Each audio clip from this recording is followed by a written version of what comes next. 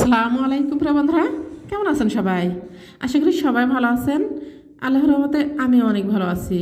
তো দেখেন, এগুলো হচ্ছে গরুর ফেপসা। এগুলো ফ্রিজে বেশ কিছুদিন ধরেই পড়েছিল, মাংসের সাথে দিয়েছিল। তো আমরা মাংসের সাথে এগুলো খাই না, যার জন্য পড়েছিল। তো দেখেন, এগুলো আমি গরম পানি দিয়ে ফুটিয়ে নেব। কত ময়লা বের হচ্ছে দেখেন। এগুলো আমি খুব সুন্দর করে রান্না করব।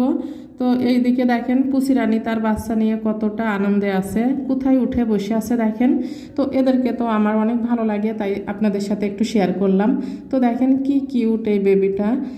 আর হচ্ছে এখন আমি রান্নায় চলে যাব। তো আমরা তো ফেপসাটা হচ্ছে মাংসের সাথে খাই না, ওটা ভুড়ির সাথে খাই, ভুড়ি দিয়ে রান্না করি।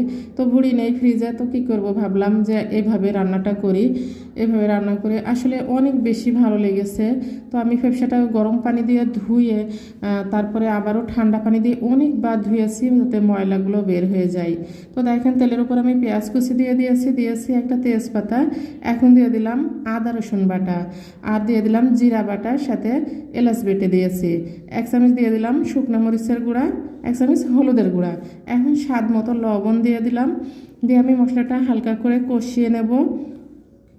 কষানো হয়ে গেলে সামান্য পানি দিয়ে দেব। পানি দিয়েও আমি মশলাটা আর একটু কষিয়ে নেব।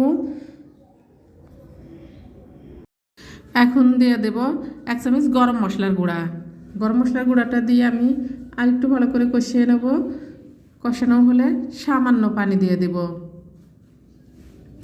আমি ফেপসাটা হচ্ছে ভালো করে সেদ্ধ করে ছোট ছোট করে কেটে নিয়েছি।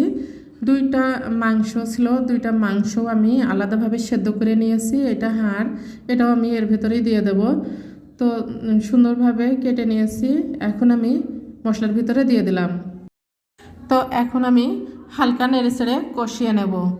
যেহেতু আমি ফেপসাটা খুব ভালো করে সেদ্ধ করে নিয়েছি, খুব বেশি হচ্ছে পানি দিয়ে কষানো লাগবে না। তারপরেও আমি একবার কষিয়ে নেব ভালো করে। কষানো হয়ে গেলে আমি গরম পানি দিয়ে দেব। তো দেখেন, আমার একবার কষানো হয়ে গেছে। এখন আমি গরম পানিটা দিয়ে দেব। আর গরম পানি দিয়ে রান্না করলে রান্নাটা ভালোই হয় আর তাড়াতাড়িও হয়। তো খুব বেশি পানি দেবো না, যেহেতু আমি এটা ঝোল রাখবো না, এটা হচ্ছে ভুনা ভুনা হবে। আমি আজকে আমার প্রাণপ্রিয় বন্ধুদের উদ্দেশ্যে কিছু কথা বলতে চাই। সেটা হলো, আমরা যারা সবাইকে সাপোর্ট করছি, তাহলে আমাদের উচিত সবার ভিডিও দেখা।